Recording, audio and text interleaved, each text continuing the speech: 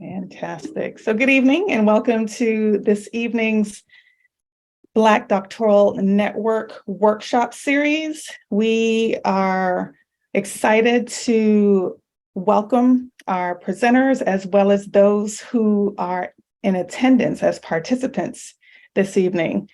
Our presentation is entitled Experiences of Black Men in a Faculty Learning Community Devoted to Black Male Collegian. And we're joined by Dr. Michael C. Wood, who's a dynamic educational leader offering over 20 years of achievement in the education field as a career educator, coach, and administrator. Dr. Wood likes to be called Mike, and he holds a PhD in workforce education and development from the Pennsylvania State University with a concentration in administration, supervision, and post-secondary leadership. Dr. Wood's research focuses on non-cognitive theories while utilizing an anti-deficit thinking model to underpin student access and academic leadership. Currently, Dr. Wood is the Assistant Director for the Center of Research and Mentoring of Black Male Students and Teachers at Bowie State University. We're also joined by Dr. Julius Davis, who is the University System of Maryland USM Wilson H. Ekins' Associate Professor of Mathematics Education and the Director of the Center for Research and Mentoring of the Black Male Student and Teachers at Bowie State University. He's also the coordinator of the Masters of Arts in Teaching programs in the Department of Teaching, Learning, and Professional Development in the College of Education there. Dr. Davis has two main strands of research focused on Black male students and teachers in urban and suburban schools. His Black students' research critically examines their mathematical achievement and experiences and how policies shape their mathematics education. Welcome, Dr. Davis. And our final presenter, but definitely not least, is Mr. Mark Cox. He's the assistant coordinator of the Smith-Bedell Writing Center and an adjunct professor in the Language, Literature, and Cultural Studies Department at Bowie State University. He is a two-time HBCU graduate with bachelor's degree in communication from Howard University and a master's degree in English from Bowie State University. Professor Cox is an adjunct professor in the Department of Language, Literature, and Cultural Studies. He's also the co-founder and co-owner of a business called Black Boys Are Beautiful. I am excited to hear this presentation. You see the slides on the screen. We're going to ask you to hold your comments until the end of the presentation. We'll have an opportunity to share our details at that time. And then at the end, we'll also save an opportunity for you to complete those in attendance and evaluation of our illustrious speakers. Without further ado, we look forward to hearing from you, Dr. Wood, Dr. Davis, and Mr. Cox. Thank you so much. Dr. Edwards, thank you so very much for that fine presentation and an overview of who we are as Black men in our environment. Again, thank you for the opportunity to engage each and every one of you this evening. My name is Dr. Michael Wood. I am the Assistant Director at the Center for Research and Mentoring of Black Male Students and Teachers here at Bowie State University. I will quickly turn it over to Dr. Julius Davis. Dr. Davis? Julius Davis, happy to be here with everyone tonight. We usually like to interact with our folks when we get to see them, so I'm just happy to be here in the evening to see so many good faces. When we usually get our students together, we ask them to put their cameras on so we can make sure that they're good, they're well, and we can connect. And so we don't get this opportunity often. So if you are in a space where you can have your camera on, please have it on so we can connect and be able to connect as much as possible like we're in person. Thank you, Dr. Davis. Mr. Cox, would you briefly introduce yourself, sir? Sure. Greetings, everyone. I count it a great joy to be here in this space. I'm looking forward to presenting to you about our experience on working with the learning communities with Black males in higher ed. In addition to working at the Writing Center and being adjunct professor, I'm also a linguist, and I'm currently working in the capacity as an ESL specialist now in Baltimore City Public Schools. Baltimore County Public Schools. Brother Cox, thank you so much. We greatly appreciate everyone being here again this evening. And we want to start by just getting to know everyone initially as we walk through this presentation. We're calling this Experiences of Black Men in a Faculty Learning Community Devoted to Black Male Collegians. First and foremost, again, I will continue to say thank you, because we could all be doing something else this evening for sure. But again, we appreciate you taking your time out to be with us. We want to have a conversation tonight. We're going to give you data and information, but we really want to have a conversation about what we've done and who you are, and the ability to develop learning communities wherever we are in the space that we provide services to our students within. I think it's very, very important that we collaborate, and we are collaborative across the spectrum. The desire is to, number one, in this research, is to find ways to bring more men of color, and particularly Black men, into the fold of education. We all know that we had that less than 2% across the country in regards to Black men educators in K-12 and college. That's kind of the general thing that we see in our research. But we want to find ways that we can interact at a different level with our students, and also interact collectively with our peers to ensure that we are developing the type of young men that will go out in our community and continue to grow themselves personally and professionally. So here we go, the Experiences of Black Men in Faculty Learning Community Devoted to Black Male Collegians. So brief introduction and overview. One of our goals is to develop a faculty learning community that we hope would increase the opportunities and enhance the opportunities for learning and engagement at Bowie State University and across HBCUs in general. By teaming ourselves in our professional community along with Black male collegians, the whole job here was to kind of be more interactive and to be more engaged, not with the professional staff and the faculty, but really being engaged with our students. We use collaborative autoethnography to study and utilize African male theory and scholar identity modeling to design the faculty learning community and the learning communities for our students. The faculty learning community utilized and advanced itself and enhanced, and we also tried to enhance student learning, engagement, and the relationships that we developed between ourselves and our students.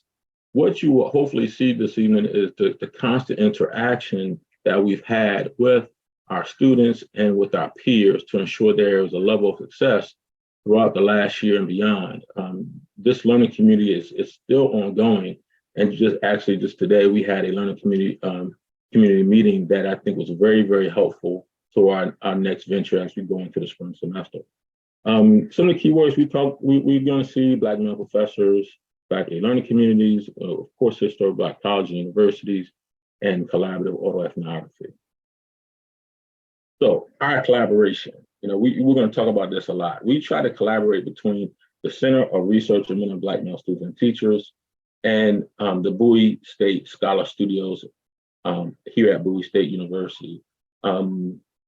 There's a new academic, which is really a new academic learning community that we started along with our peers.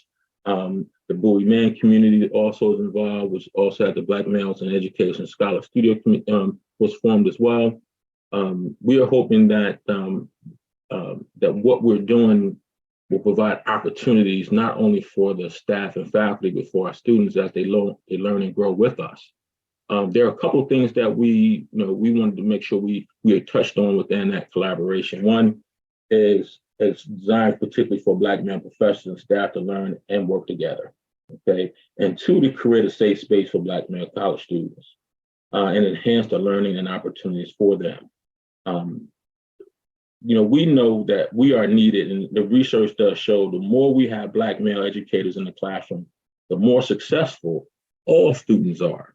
And I think it's important that we recognize that in our own students, in our own peers, and our own professors. When we're in those classrooms, we can honestly see a true uptick in student learning for all our students. So let's talk about a little bit about our literature review. And after this, I'm going to turn this over to Dr. Davis and Mr. Cox. So some of the literature we talked about, we utilized literature from Brother Lewis and Brother Tolson. We talked about, researchers have been reporting that Black men represent less than 2%. We talked about this earlier, of teachers in the workforce for almost a decade. I would probably say it's more than that. If just anecdotally, because I know for myself, I never saw a Black male educated till I went to a HBCU. So I believe, and from my positionality, I can speak from my own experiences, it's made such a difference coming from a majority high school going into a majority college setting, and the change in mentality in myself, which I can now see in our students when they come from that same environment walking into an HBCU. When I had the pleasure of talking with a student this afternoon, we have similar backgrounds, and he's saying, Mr. Wood, I never had an opportunity to see a Black male educator, so I came to Bowie State University, which I found even interesting today. The enrollment trends of Black men in education and preparation programs across the United States, they state that it's about 79% only have one Black male enrolled in a program. We have to do a better job. We have to go out and do more recruiting. I believe the program that we have instituted here at Bowie State University provides us with those opportunities to go out and recruit Black men to come into the university and produce more Black educators and scholars. Black male researchers have called for Black male professors to create courses and learning communities and experiences to engage students and be mostly engaged around centered opportunities for Black men, Black males, and Black teachers, and to produce positive candidates that will go out in our communities and our schools and help our newer students and actually recruit them and bring them into our university. I know at one point, probably when I was working early on with Dr. Davis, one of his biggest things was we got to find more Black men to come into our school and more Black young educators. One of the programs that's a part of our community is the Black Male Teachers College. That program is actually designed for high school students, and we do have one 8th grader last year who was in the program. Now he's in 9th grade this year. And the number one goal is to get these young men as early as possible and even reach back into middle school and into elementary school to ensure that we are exposing them to the opportunities that we have to provide for more young Black male educators. As we move forward, we in this particular research, we want to establish a body of literature and focus on faculty learning communities with the hopes that we can provide that safe and supportive environment for students to come to us and collaborate and learn across the different disciplines. We try to lead by example in the hopes that our young Black men will ensure that they can identify and actually review us from up close and from a distance and see how we are engaged in being good Black male educators. Then we hopefully that scenario will help to model their behavior around the things that we do to support them both educationally, personally, and professionally. We seek to increase the number of Black male educators in the preparation programs to ultimately increase their presentation in the workforce. Dr. Davis?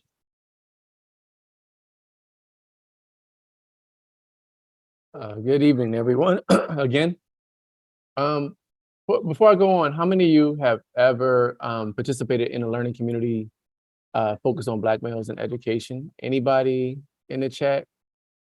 Or even if you show some acknowledgement, some way, somehow, have anybody participated in a community led by Black men? Okay. Brother Bush, could you mind sharing? It's a Black male educators program that myself and another colleague participated here in Atlanta. Okay. You all created it yourself? No, we were participants. Okay. Did it focus on Black males in education? Yes, it did. Okay. Cool. Black male education. Cool. So in our work, we have used scholar identity and African-American male theory. We try to approach this work by using culturally grounded theoretical frameworks. We know that there's limited work that is focused on Black males within faculty learning communities.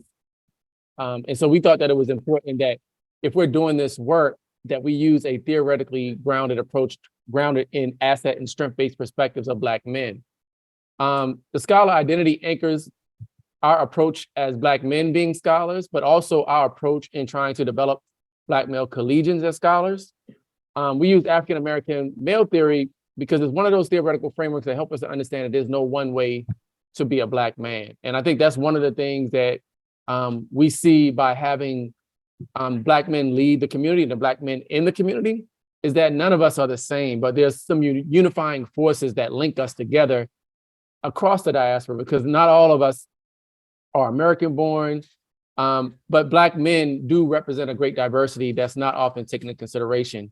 And so both scholar identity and African-American male theory together provide us this unifying theory to talk about Black males as scholars, professors, and in this learning community. Next slide. Next. So if you have seen, actually, this is the components of African-American male theory that, as I was sharing, the individual experiences of the students and the professors were a central part of the process. And then collectively, our experiences were a part of the course.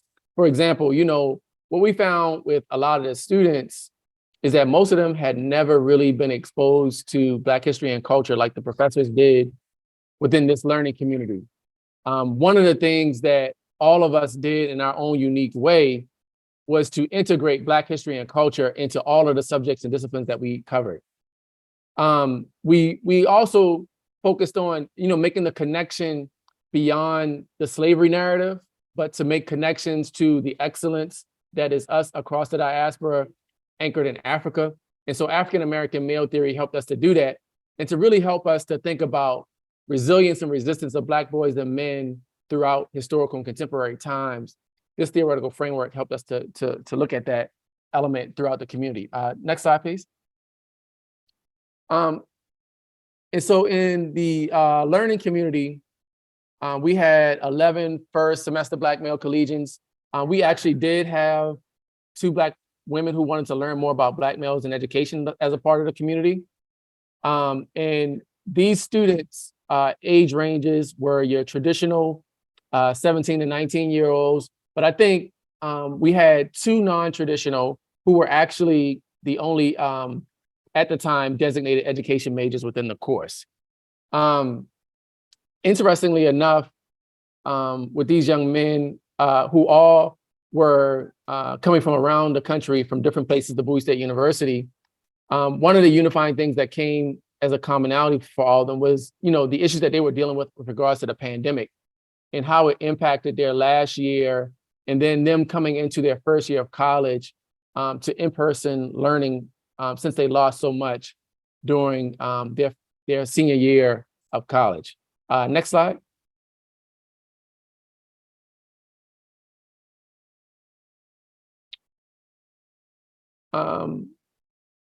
Dr. Professor Cox, you want to share some information or insights in terms of your experiences being within the community with the 5 courses? Absolutely. Thank you, Dr. Davis.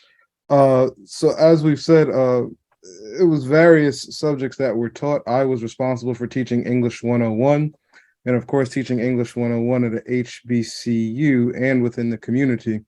I was kind of given a little more freedom to take the students through African-American theoreticians and important texts within the African-American tradition. And so in doing that, I noticed that the students, they were able to write. So as it was mentioned, I'm also a writing coach. And so one of the things I always try to get students to do is to write from a place of authenticity. And so in showing the students Black theoreticians and important Black texts, they were able to write from a place of authenticity. And this ultimately generated more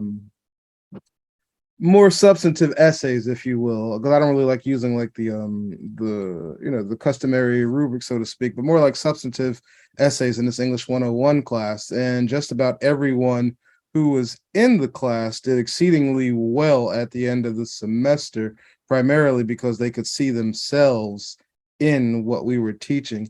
Even the two young ladies who were part of the learning community also expressed in their essays that they were happy to be in the class to be able to experience a Black male teacher because they had never experienced anything like that before.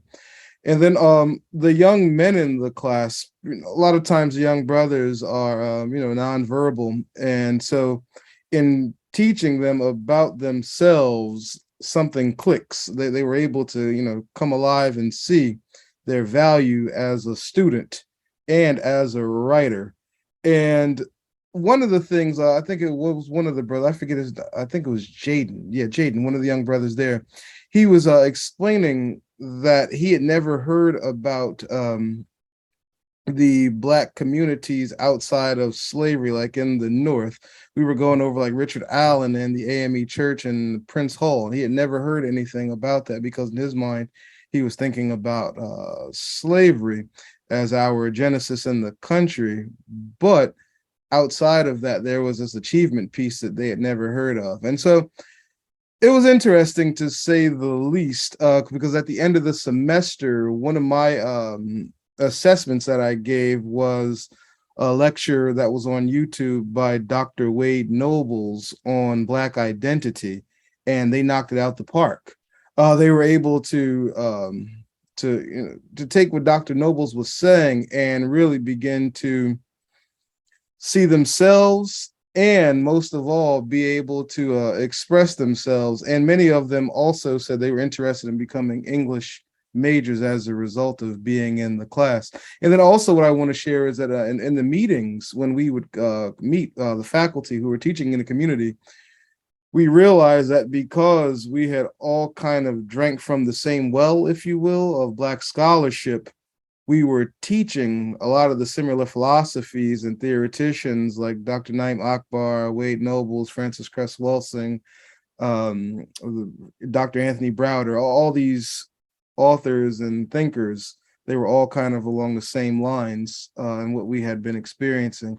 And so it was great to expose the students to that in college because many of them had never gotten that before. And it was great to do it, in the HBCU space. Thank you, Professor Cox. I can start calling you Dr. Cox because it's coming too.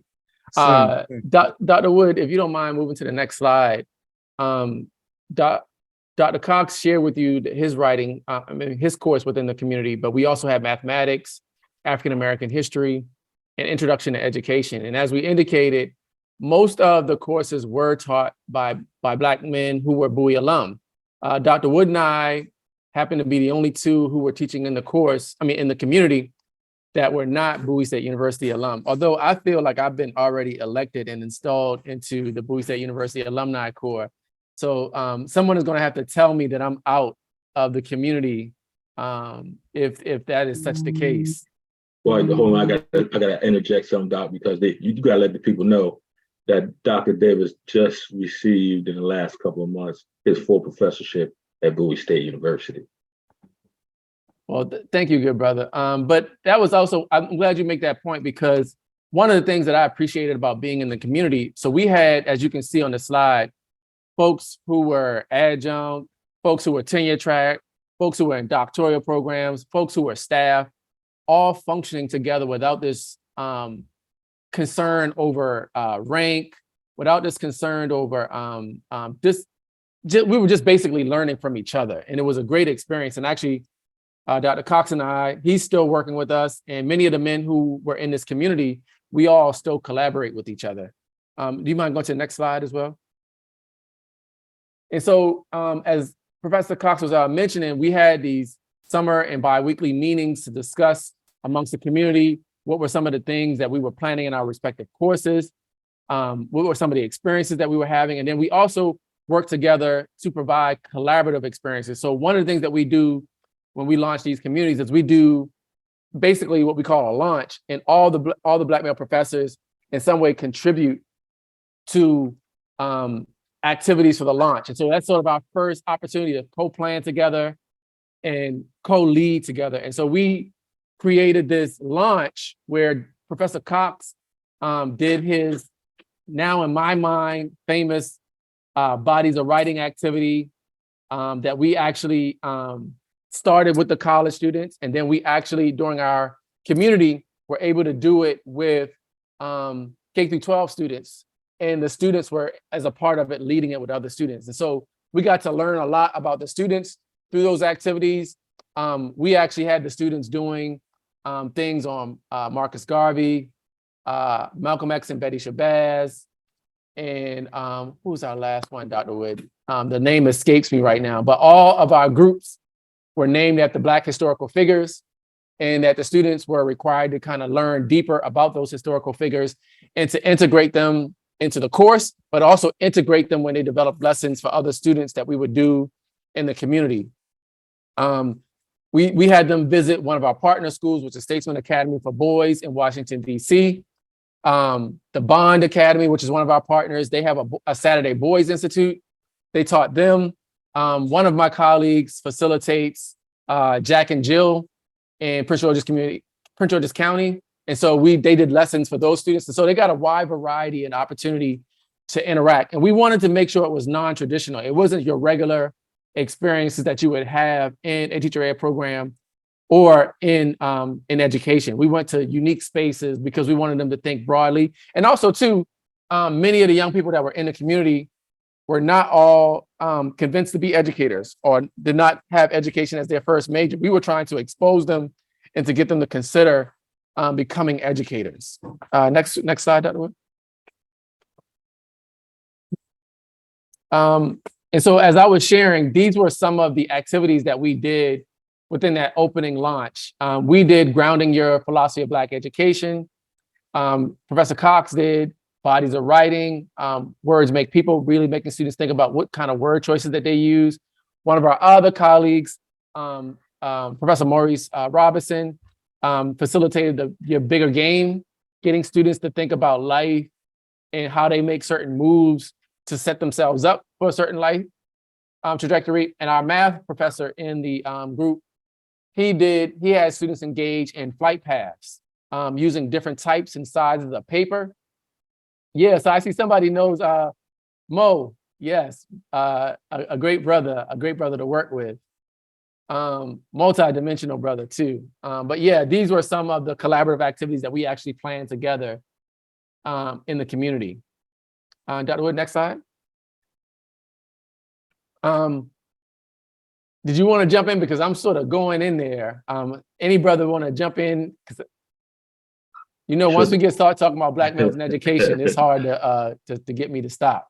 Sure, Dr. Davis. Thank you so much. One of the things we did talk about earlier was the faculty development, structural implementation. The structure we started from the summer that we implemented throughout the course of the summer led us into the fall and will lead us into the spring of this year. This is a constant, ongoing community development collaboration between our programming things that are outside of the classroom. We can talk about what we did. We did a mentoring that Doc talked about earlier. Doc Davis talked about earlier today. But in an engagement between the Black male educators and students, and some of our cross and co-curricular opportunities that we developed throughout the course year.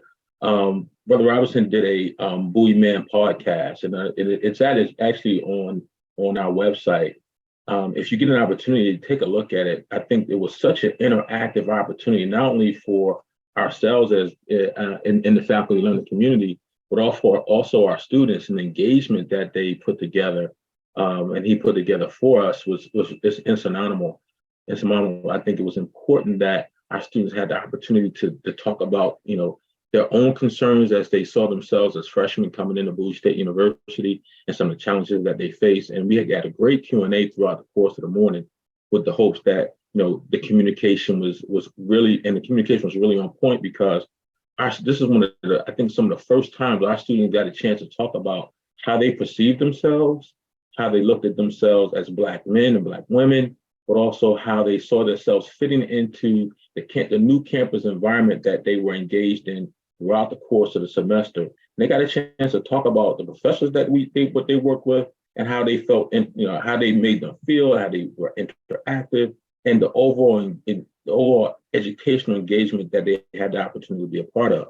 I think it's important that our students had that opportunity because we saw a lot of young men blossom throughout the course of the opportunity to be engaged in our collaborative learning community. We did spend plenty of time talking about our philosophies, our personal philosophies, our educational philosophies, and even our business philosophies, as many of the young men were also talked about entrepreneurship and entrepreneurial studies, and the fact that they had never been in an environment where they only didn't talk just about education. They talk about some of the lifelong goals that they have for themselves in that meeting as well. So it was important that they got those opportunities. But last but not least, we did spend plenty of time talking about pedagogy, Black male pedagogy, and the curriculum and ideas for development as we walk through this implementation process throughout the course of the year. I think because of this and because of the structural implementation that we put in place, really believe that it enhanced our learning curves, not only for our students, but for ourselves, because it helped us grow as collaborators as well. Can I add? Yeah. No, I was going to add in, and Mark, please jump in. The community circle, I think, is one that I would really want to highlight here. So as a community of professors working together, one of the things that we did when we met was to check in on the students. Like, so how are students doing in Dr. Cox's class? How are students doing in our class? And the other professors would share. And one of the things that we really realized is how much the pandemic really impacted those students. And one of our approaches collaboratively and individually, collectively, was to love on the students. And I think our community circle at midterm was one of those moments where, as the Black men in the community, we loved on them, but also too, we brought in reinforcements, elders and folks who were a part of the Scholar Studio staff to love on them, for us to have a community circle to say that something is going wrong here. And one of the things that wasn't going wrong was that the students were not living up to our expectation of excellence. And we wanted to know what was going on and what do we need to do, because in our minds and from our perspectives and from those who were looking on the outside, we were doing the best and most that we could to achieve excellence from the students. And they were not at times performing their best selves. And we really found that COVID had really disrupted a lot, and that we really needed to take time to allow the students to process that and to do it together, because many of them were doing it individually, but we brought the community together to do it. And we drew on a lot of African tradition and bringing in the circle. And Professor Cox, you want to share some of the elements that you brought into the community circle? Sure. So like Dr. Davis was saying, it was like a paradigm shift that we had to move the students through, because when they weren't living up to our expectations, their previous model of education was like a punitive system. And in this particular learning community, we weren't trying to penalize the students because they had not shown up or did what they were supposed to do, but we wanted to find out what was going on and ask them, how could we better serve them? So we were like teachers, servants of the students. And with that, a lot of the students, it clicked like, oh, wow, they really want us to do well. And so in that circle, I'm also a mindfulness practitioner. And so I incorporated a sound meditation in which we played a gong and just kind of allowed them to clear their minds, because as Dr. Davis was saying about COVID, there's so much that the students are dealing with now, and it's not being addressed a lot of times in the classroom. And going from virtual learning back to a physical space has been a big adjustment for a lot of our students. I mean, can we imagine our senior year obliterated and you're sitting in front of a computer screen? So there's no prom, no graduation. Now you're back in college. Well, now you're in college trying to reacclimate yourself to this educational piece. So it was a lot for them. So not only just trying to come out of that developmental phase of late adolescence into early adulthood, but coming out of late adolescence into early adulthood in the middle of a global pandemic. And so once the students saw that we were there for them, many of them responded positively.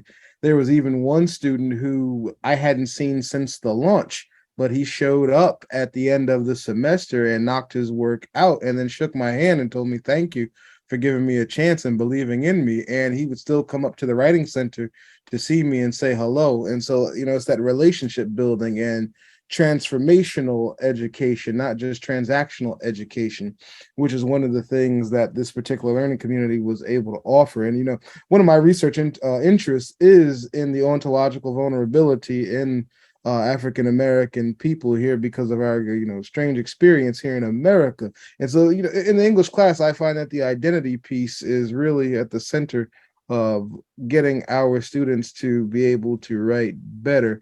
And so being able to help them and to reinforce that identity and give them that like internal locus of control, that they're in control, they're driving their education, really allowed them to see, you know, the benefit in it, learning for learning's sake, if you will, not just learning to check off a box, but learning to see yourself get smarter over time, then to see yourself get smarter with other brothers and making learning cool, essentially.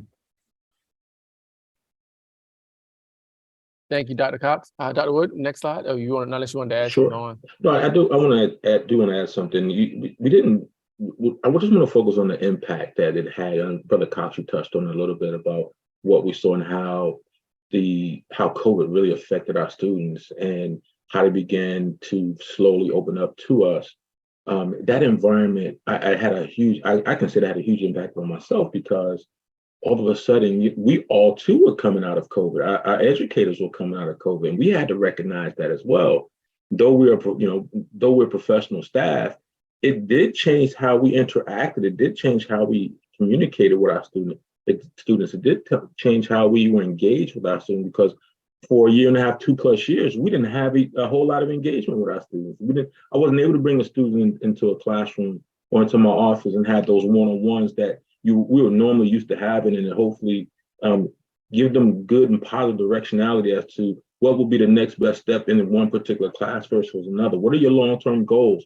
We had to go back and reinvent those things as well. And I think, you know, having that impact on myself also made me very mindful of what our students were facing, the challenges that they were facing as well.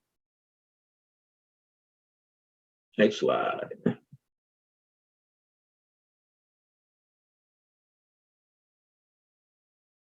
Okay. So do you want me to address the recommendation? Sure, you can. So I think though we need more faculty learning communities that focus on issues that relate to Black men, really Blackness in education. I think that this could be suitable for Black women. And we happen to do this at an HBCU, but I think other colleagues in the literature have done this at predominantly white institutions. I think that we need this cross section, but what we also know is that mostly Black folks are leading these types of initiatives for each other to heal and to be well in spaces. And I think that faculty learning communities provide an opportunity for faculty to, particularly Black men who are very limited even in the professorate, to connect with one another. And one of the things that I really appreciate in our faculty learning community is our focus on excellence. Like, it wasn't just to increase the number of Black men, but Black men who have a commitment to excellence, who display excellence in their work. And so I think that we had a great deal of that. I consider myself a fan of Professor Cox, who, like, his temperament, his pedagogy is really strong, and being a part of this community allowed me to develop stronger because, like, I get to work with Dr. Wood all the time. The learning community allowed me to work with folks across the university, across departments, across disciplines in a way that I wouldn't have ordinarily done. You know how we typically stay in our silos in our departments and our programs. So I think we would strongly recommend the development of more communities. And then I think as another central part of that is that we also need, when we create these spaces, that we center ourselves and we use theoretical lenses that center ourselves, and we use scholarship that centers ourselves. I know in our course, and I know most of the courses throughout, we only use Black scholars' work. And we only really advocated Black perspectives because we know, for one thing, that most of the students hadn't gotten that throughout most of their K through 12. And one of the things that we found in this learning community was that they felt cheated, that they had not been exposed to these types of things throughout their throughout their educational experience. So these two recommendations, I think, to have these theoretical perspectives to ground it and to really let them lead us in healing ourselves and being well in these spaces that are not oftentimes complementary to ourselves. In the next slide, Dr. Wood. I think as a community, we took responsibility for the Black male collegians. One, we want them to be educated, but we want them to be well more so than anything else. And I think, as Dr. Wood was alluding to, like, we wanted to support them in whatever they thought was their path forward. We had students who were in there who were YouTubers. We had students who had started their own hair business. We had students just exploring themselves, but whatever they wanted to do, we wanted to provide them with a safe space to do that. And while we had one goal in mind, our goal wasn't the only goal. And we thought that it was important to keep an open mind to further allowing the community to shape however it needed to go in that direction. We're still going to continue to struggle to recruit and introduce Black men to education. And really, throughout the courses, we really studied ourselves. We were a central part of the curriculum. And we know from the literature, too, that Black men enter the teaching profession in many ways. You know, some enter as professors, some enter in grad school, some enter through alternative programs, and some enter through just experiences working with youth. We just know that faculty learning community allowed us to really expand notions of what it means to become a Black male in education. And I think that concludes our presentation, unless my colleagues want to add anything else onto that.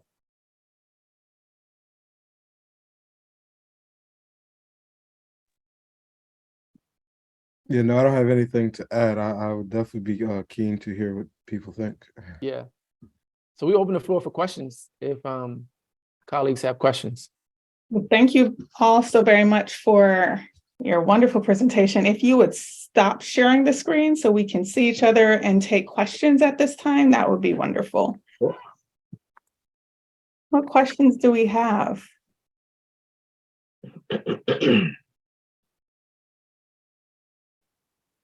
Good evening. I'd like to ask a question, if that's okay. Absolutely, Mr. Turner, please do. Yes, my name is Dominique Turner. I am a fourth-year PhD student studying higher education administration at Morgan State, as well as a two-time Bowie State alum. So I'm very excited about this work. My first question is related to the idea of expectations. You mentioned that at a certain point, you all realized that students were not quite meeting expectations. So I'm just kind of interested in how those expectations were communicated, as well as what were the expectations that were unmet. So, you know, we did them through traditional ways in terms of the course syllabus and how we review the course syllabus.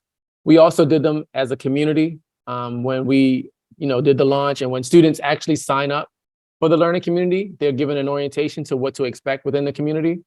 And so some of the things might have been like not reading, the traditional things that you hear, maybe not completing assignment at the due date time, maybe not showing up to things. Like, so for example, like I shared that we did community-based things like going out to schools, co-curriculars, experiential learning, and just not showing any responsibility or showing maturity in terms of communicating whatever might be going on. So that would be some of the example. Professor Cox, Dr. Wood, you want to add on to that?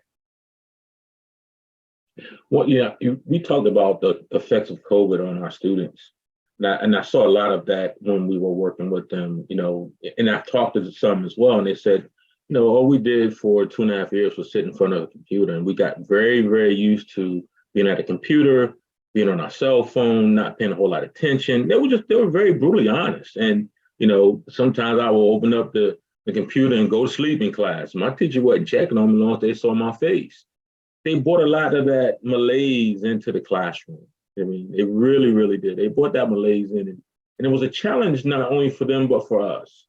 And we all believe in a level of accountability, but we also got to recognize where our students were coming from. We try to do a better job of meeting them where they were, because a lot of that challenge was, them not being in that classroom, becoming very, very, very, very sedentary throughout the course of that time they were going through COVID learning, so to speak. And we tried our best to engage them where they are, there were some things that we did to try to bring them along, and it was a challenge. They did miss opportunities for growth. But I think as Doc said earlier, and Brother Cox, we tried to love on them as much as we could to really show them that in spite of the challenges that they faced, we were going to be there for them throughout the entire process. And we try to give back to them in that regard. Yes, did we hold them accountable for their grades just like we're supposed to? We also try to give them a level of understanding that, hey, we're here for you. We're here to develop you. We're here to engage you. We want to ensure that you do your best while you're here at Bowie State University. Right. And as my two colleagues already said, the expectations, the way we delivered them initially were the traditional means of the syllabus. And we had the launch and we got them to come to a consensus of, hey, this is what we're all here to do. But then one of the big things that became problematic was the attendance.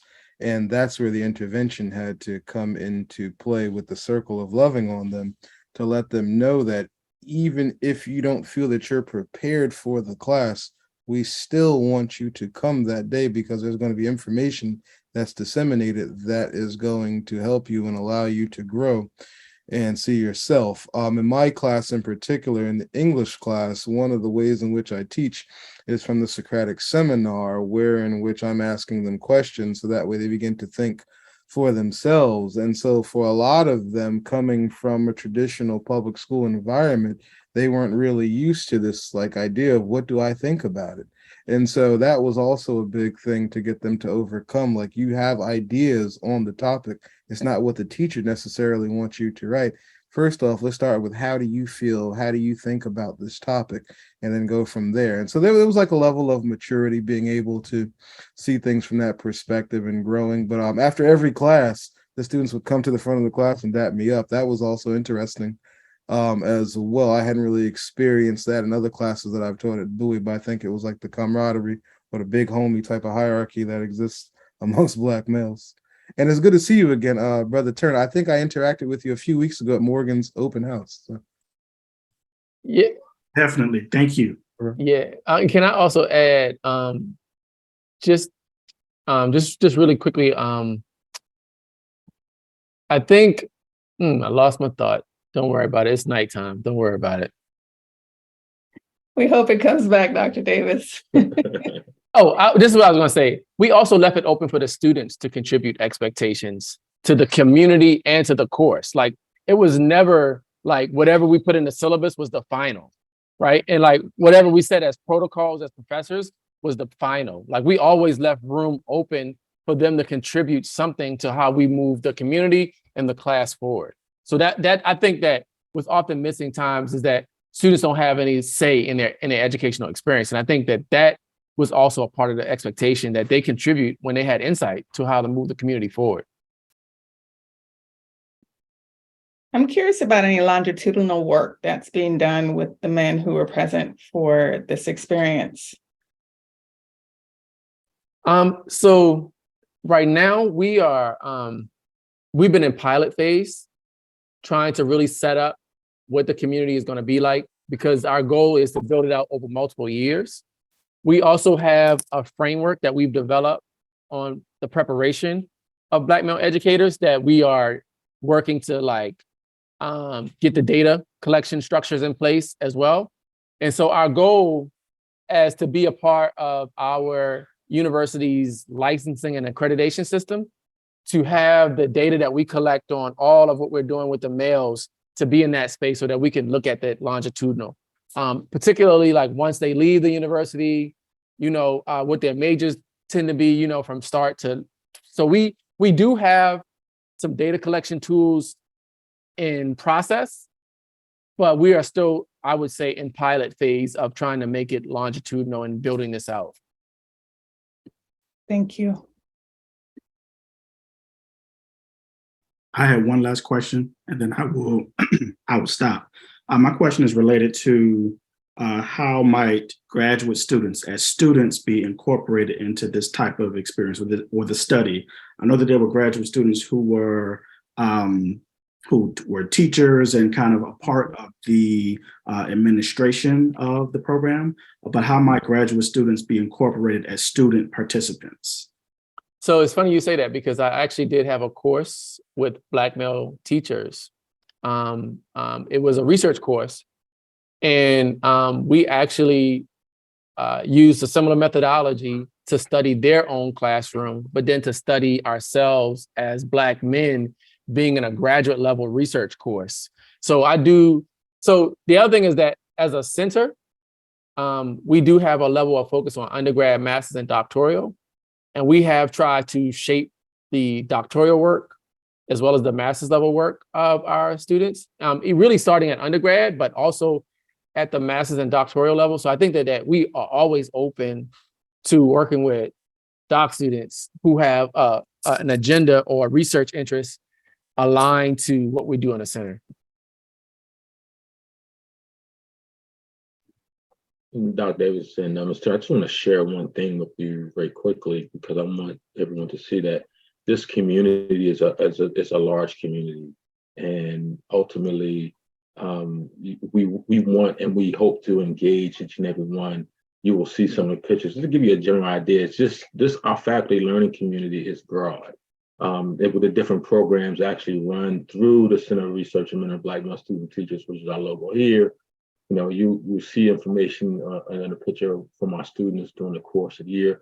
Again, our Scholar Fellows program, our Black Male Teachers in College program, and you see a picture from our students here and our Black male students who engage with us. Our Black males virtual Boys and Men speaker series. These are all programs that are come from underneath. There's many, many more we can add, but these are part of that collaborative opportunity that we hope to engage in with you, and hopefully that you'll be involved in throughout your time, even at Morgan State, but for those who are outside of the area as well, because I can tell you one thing: one of our premier programs is our Black Male Teaching College program. We bring our young men into Bowie State University, engaged them. Right now it's virtually. Hopefully come back in the spring and bring them on campus. But one of the things that we try to do is have a cross section of programming that will hopefully engage our students in the space that we're in, from undergrad all the way to doctoral programming. So there's a few things I think we can find for you to do with us. And if you're looking to get engaged, come on, get engaged. I think, as Dr. Davis stated, we don't turn down anybody. We want people to be engaged because we need us in this space. Excellent. Thank you, Ms. Ellis. Excellent. I see you, Dr. Bush, you have a question. Not really a question. I wanted to applaud you gentlemen on your works and all the commitment and research to what you've done. I reside in Atlanta, Georgia, so I'm not near Bowie State. However, I have Bowie State connections. My cousin graduated from Bowie State, and I actually literally just attended a conference, I think, with Dr. McNeil. I think he's a dean there. For a programmatic accreditation. I am an assistant professor of business at a PWI here in Marietta, Georgia, and I'm a program coordinator for the business program. We have a very small Black male population at my good old PWI. However, I was giving you a shout out because I was like, gosh, man, this looks really, really familiar. Like everything they're saying, everything that they're doing there. And I was seeing their brother Julius's background. I was like, I've seen that before. I know I've seen it before because it's in my email, it's in my inbox. So I just want to let you know that your reach, you guys are reaching out there. And the irony is, I had no idea when I clicked on this workshop that it would be the same people that I get this very interesting and very wonderful content from. So I want to thank you for your reach. I'm glad to know someone is reading that because we put a lot of work into putting those things out. And I appreciate that. Thank you. That is fantastic. Thank you, Dr. Bush, for sharing that. I see your hand, Mr. Smith. I have more of a comment. Have you guys thought of using a different world? Is, to me, the most important figure of my lifetime is Dwayne Wayne. The reason why I wanted to be a professor was when he finally got in front of that classroom, that was the first vision of like, I didn't want to be an athlete. That's what I wanted to see. And people, if you were a child of the late 80s and the 90s and you grew up watching A Different World and you saw Dwayne Wayne from the glasses to the professor talking to young Black men and women in the classroom, it was scholarly. And that's the first time you see, like, I want that. Mm-hmm. And I think, to me, if you're a child of the 80s and the 90s and you grew up watching that, he, to me, is like one of the most important figures. And if you bring it to 2022, is athletes, entertainers are at the forefront, but as if young Black men and women saw someone like Dwayne Wayne, the evolution of he was silly, he was goofy, but wait a minute, that's Professor Wayne. And understanding that there's more visuals and more pathways than just athletics and entertainment, because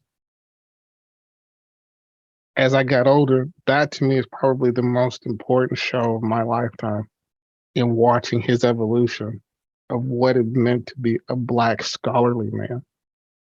Brother Derek, that is not lost on us. My 10-year-old knows Dwayne Wayne, so he ain't quite out of the picture yet. And it's interesting too, because Dr. Tolson produced some findings not too long ago that how the increase in Black people going to college during the time in which the different world ended. So I think that you might be onto something with that, that when we show shows and have material that shows us in these positive light and in these academic and intellectual capacities, what it does for our community. And if you look at what is predominantly propagated on our community right now, it is not that kind of material. And so I do think that you're onto something with having that kind of focus. And hopefully, we will continue to move back with programming that leads us in that direction. But just knowing in our household over here, they do know Different World over here. Any additional questions? Comments, concerns? I saw Dr. Davis comment that they also take critique. So Absolutely. That you have. I was about to reiterate that. Always want to be better. Absolutely. Any areas for growth, however you want to frame that. How can someone, because BDN is obviously a global organization, how can us Black academics or Black male academics who live in other states help support your initiatives? Oh, wow, that's a great question. So we remain open to collaborating, and we typically collaborate across, the country with different folks. One of my good colleagues, Christopher Jett, is in your area. Just moved to Georgia State, his alma mater. So have a lot of colleagues in your area. So like we don't have boundaries on where we connect and collaborate. We actually just hosted a virtual program for Chris on his new book on the mathematical brotherhood from the brothers in Morehouse. And so if we got an idea together and we can make it happen, we're gonna do it. Yeah. What I'm going to do right now is put our... That doesn't exclude Black women too. So just, not. I want to put that out there too. It does not. What I'm going to do, what I just did was put our information into the chat about the Center for Research and Mentoring. And it gives a broad overview of who we are and what we do here at Bowie State University. At any point in time, if you would like to get engaged with us, I'll put Dr. Davis's email and my email, Mr. Cox's email in as well. You can just reach out to us. We would love to engage with you, love to reach back to you and find ways for collaboration. We try best, and I think we do our best with those who are outside our sphere, even with the students that we work. I know in our Black Male Teachers College, we've had some students, we have a student who's at Rush College right now, who's on our Black Male Teachers College program on Saturday morning. So we will go wherever to try to reach our students and support our staff, but also engage others where they are. We do a lot of collaboration and a lot of research, and we're a growing entity. So I'm hoping that for those who are on and those who are not on, they will find ways to engage us as well. Thank you, Dr. Wood, and we'll look forward to receiving your contact details in the chat. While you're doing that, I have just included a link to the evaluation for this session. Please take the opportunity to complete the evaluation and share your thoughts with our amazing presenters for tonight. We would love that information. And Greetings, good sister. The link is not working. I don't know if it's me, but I know how important these are. So I just wanted to make sure you're aware. Okay. I beg people to complete these things. So that's for sure. Yep, I see that it is broken. That's unfortunate. Let me access something else. Yeah, unfortunately it's broken. So what we can do is provide it. You will also receive information, your certificates for your attendance to this presentation, and we will be sure to include that in that link. Thank you for letting me know that, Dr. Davis. I'll communicate that forthwith. I appreciate it. no problem. And if you see that Dr. Wood is uploading the contact details for Professor Cox, for himself, and for Dr. Davis, it's in the chat. Please take note of that. I would like to leave one additional minute for any final questions, comments, concerns, constructive feedback.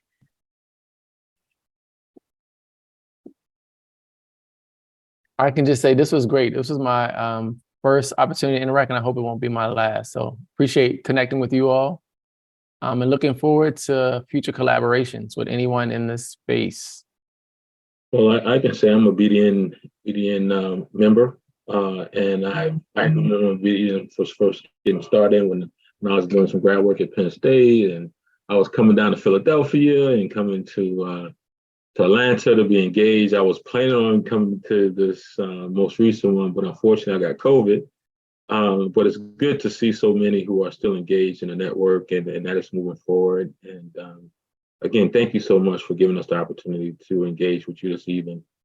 Brother Cox, you have anything to add, sir? Just gratitude. Thank you for allowing me to share this space and be able to share our recollections from the learning community, because it would be great to see this duplicated at HBCUs, PWIs, even the public school, for students who are more mature on a maybe a magnet course or something like that, because it really was a phenomenal experience to be able to see these students at that particular point in time coming out of the pandemic and having that be their first interaction with a college program. Sounds like it was very impactful. Thank you again, Professor Cox, Dr. Davis, Dr. Wood. We appreciate it. You see you're getting your gratitude in the chat as well for a great presentation. And at this time, I will stop the recording and bid you a wonderful night as you go check the polls and see how. That's for sure. We're all prayerful, right? We're all prayerful. That's all I can say. We're all prayerful. Pray hard. Some of us are in Georgia. Man, all I can say is everybody who can vote did vote.